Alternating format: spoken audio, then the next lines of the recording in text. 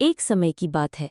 Africa के घास के मैदानों यानी सवाना के बीचों बीच एक छोटा शेर रहता था जिसका नाम लियो था। लियो अपने झुंड के बाकी शेरों से थोड़ा अलग था।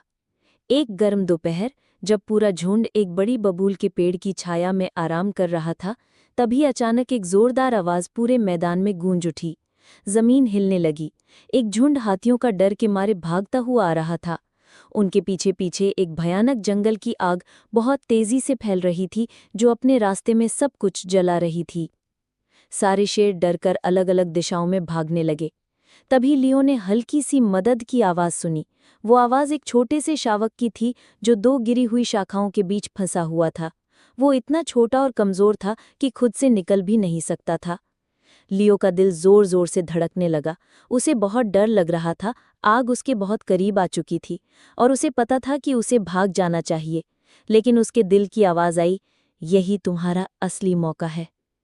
बिना कुछ सोचे समझे लियो धुएं के बीच उस शावक की तरफ दौड़ पड़ा। आग की लपटें उसकी चमकदार त्वचा को छूने लगी थीं। गर्मी सहन से बाहर थी, लेकिन लियो रुका नहीं। अपनी पूरी ताकत लगाकर उसने भारी शाखाओं को अपने पंजों से हटाया और धीरे से शावक को उसकी गर्दन की खाल से पकड़ लिया। शावक को मुंह में लिए लियो जितनी तेज दौड़ सकता था दौड़ पड़ा। वो जलती झाड़ियों को चकमा देता, गिरे हुए पेड़ों के ऊपर से छलांग लगाता हुआ भागता रहा। अंत में जब ऐसा लग रहा था जैसे समय रुक गया हो, वे दोनों धुएं से बाहर निकलकर खुले मैदान में पहुंच गए। अब वे आग से सुरक्षित थे। बाकी शेर भी धीरे धीरे वहां आ गए। सभी की आंखों में हैरानी और गर्व था। यहां तक कि झुंड के सबसे बूढ़े और ताकतवर शेरों ने भी सिर हिलाकर लियो की बहादुरी को स्वीकार किया। उस दिन के बाद से लियो को कोई छोटा या डरपोक शेर नहीं कहता था।